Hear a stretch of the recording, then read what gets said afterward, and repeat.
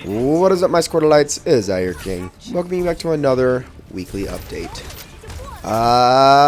Boy, alright, you know what, screw it, let's just get to it. So, first things first, I have actually quite a bit done now. This last week was incredibly productive in terms of getting stuff done for the channel, so we should be getting back into the swing of things soon. Now, I am currently in the process of tackling my next 3 projects, save for Skyrim, which obviously I can't even start until the limited edition or whatever, legendary edition, special edition, I don't even freaking care. The remaster arrives on the 28th, so haven't been able to start on that yet, but as of right now, I am currently working on the next 2 Let's Plays that are starting, and also the return of Fallout 4, which, again, like I said in the Let's Play, isn't going to probably happen till next year, but it's going to be very, very early next year. At the moment, I'm currently working on and I've already said this, but I just want to reiterate. I'm currently working on a Let's Play for a game that's relatively old. It's about, well, it's like middle of the PS2 era and GameCube era. It's like right around in there. And then I'm working on another game. Well, actually, that's about actually just as old, but it's for a handheld. So that one's going to be a little bit different.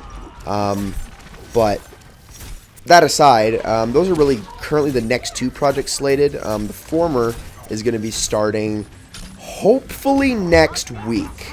That's the plan. Now, it's only going to be filling two days a week slots, basically. And the other 2 Let's Play days I'm going to try to fill with Skyrim once that starts. The series that is going to be starting first, it's going to be relatively shorter episodes, 10 to 15 minutes, more standard. But with the different format that I'm going to be trying to do, I'm going to try to make most episodes of most of my Let's Plays 20 minutes and slightly longer for the foreseeable future, except for Skyrim, which is going to be much like Fallout, where it was more like a half hour per episode. Just so that, you know, things can actually get done because there's so much to tackle. But Skyrim will not be starting immediately upon launch, just because I do want to get ahead on it. There's a lot I want to get done. I need to get some things planned out as well for how I want to tackle things, because I actually want to have an organized, you know, structure for how I tackle all of the different quests in the game, because frankly, there are just so many and too many good quests to count on top of all of this, the exploration and the mods. Now, granted, the mods are still an if, obviously. If they don't get included with the mod system that PlayStation 4 is allowing, I can't do them. But if so, the couple actual, like, DLCs, expansion mods that I want to cover are going to take some time as well. So I have a lot to plan for it. So it's probably not going to start for at least a week after launch. So expect it around the first, second week of November. But that aside, I'm getting all that done. I have an Overwatch Hero Guide already ready for this coming Sunday. And then I have one more coming for the very last week. I think it's actually going to be for, let me see. It's going to actually be for the 30th. So the day before Halloween is going to be the last Hero Guide for now. It's not that I can't do more hero guides. There's actually plenty of heroes that I really know the strategies to and whatnot. But at the moment, Overwatch is looking to be getting a new hero very, very soon. In fact, a lot of people are predicting that it's going to come out today, the day that this update's going up, or at least uploaded onto the PTR for people to test. And then by that point, because considering how long heroes usually stay in the PTR before they come out, it'll likely be the 1st of November when that hero launches. So that's going to completely change the meta of the game. On top of that, the hero guides, it's not that they're strenuous or anything. It's more so the script writing, because there are these other videos I want to work on. So I'm just going to take a small break with them for now, but I will be bringing them back. I do have several other heroes I actually still want to cover. Even the heroes I'm not that great with, I've actually been playing more and more to really learn how they function, and so I'm almost to the point where I feel comfortable with doing all of them eventually, but we'll still have to see how things go.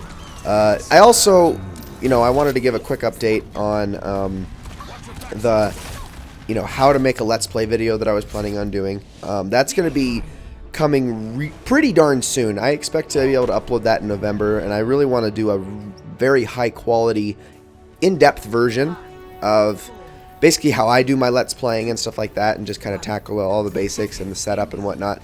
I really want to make it high quality, so it's not going to be, you know, in the next week or so, but I do think it's going to be happening in November sometime, so look forward to that. That'll be fun.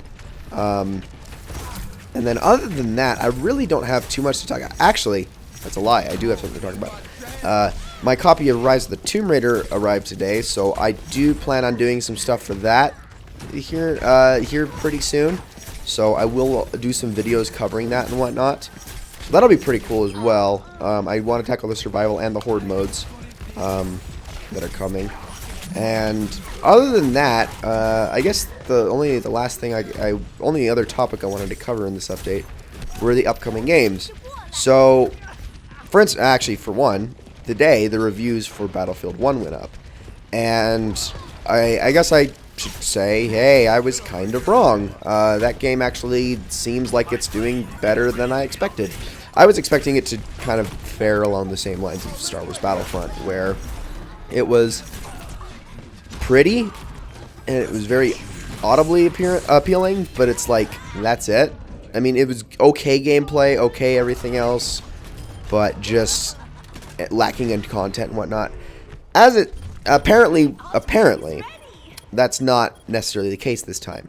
It's very pretty still, very audibly appealing, but it does pack a bit more content, and and the campaign is actually decent.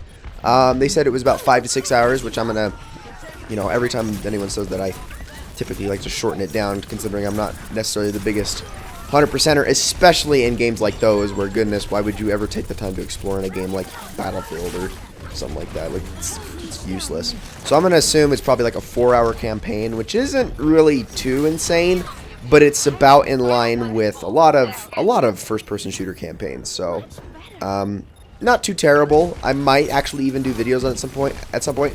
The multiplayer is something I never want to touch, so I'm probably going to just hold off till the game gets a price drop. But I can say I was, for the most part, wrong. Apparently the campaign is really good. It's short, but it's really good for what it is. And you know what? I'm impressed by that, because campaigns have not been something that's been a primary focus. I would say the last high-profile first-person shooter that really got that focus, well, I mean, Call of Duty kind of does. They don't appear to, but they actually do put a lot of big set pieces and a lot of big high-budget sequences into their campaigns. So they definitely make an effort at it. But I think really the last first-person shooter that I think actually put off an exceptional story that was like a military shooter was Battlefield Bad Company. And that was, you know, what at this point, 7-8 years ago? It was a while ago. But that was really like the last one. So if Battlefield 1 is on par with that, I'm perfectly happy with it. So who knows? We might be tackling that. And then we also might be tackling, speaking of military first-person shooters, the Titanfall 2 campaign, if that's any good. They have been pushing the campaign quite a bit this time, because a lot of people cried for it with Titanfall 1, and it never happened. And a lot of people were turned off by that, so they never touched the game. And the multiplayer from the beta does not impress me, but that's, again, not what I really care about. If it's not Destiny or Overwatch, I'm not going to play multiplayer, and even Destiny's iffy. I'm not really a big competitive shooter player all that much, so especially with these brown and grizzly shooters, I'm not really into that stuff. But the campaign looks interesting to me, so I might be tackling that as well.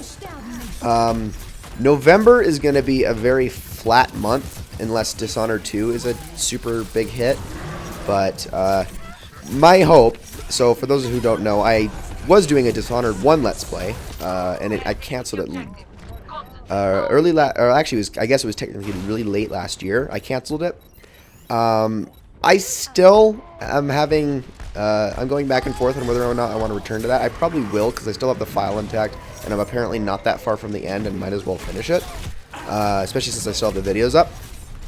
But Dishonored 2, if it is a huge step up from Dishonored 1 and decides to not be too heavy on the stealth, and also it actually gives you a little bit more of a sense of power, I'd be okay with that.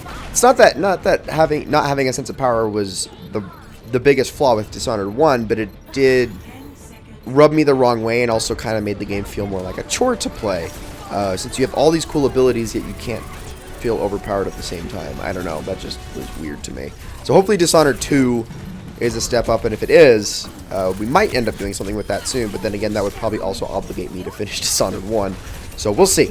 And then, of course, Last Guardians early December, and we'll see how that turns out as well. And that's really it for the rest of the year. There is no way in heck that I could possibly see a scenario where Watch Dogs 2 is amazing, because Ubisoft is Ubisoft, and Ubisoft is, well, considering Battlefield 1's actually good, I would say Ubisoft is currently the worst right now. So, I mean that's still making games. That does not include companies like Konami. But, oh, and speaking of Ubisoft, hats off to you guys for lying about Beyond Good and Evil 2. Anyways, ladies and gentlemen, that is going to be it for this update. Not a lot to talk about this week, and I'm back to Overwatch gameplay, because that's really all I had that I couldn't put on without spoiling something. So yeah, thank you all so very much for watching, and I will see you all in the next one.